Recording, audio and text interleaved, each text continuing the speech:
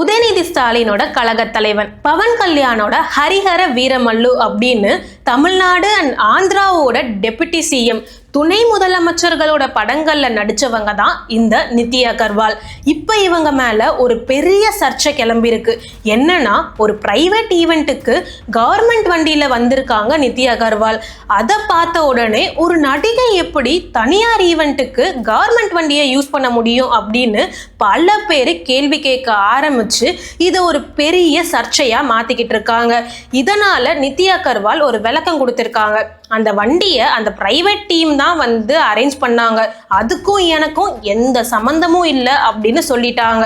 But இருந்தாலும் அந்த private company கூட எப்படி ஒரு கவர்மெண்ட் வண்டியை யூஸ் பண்ண முடியும்?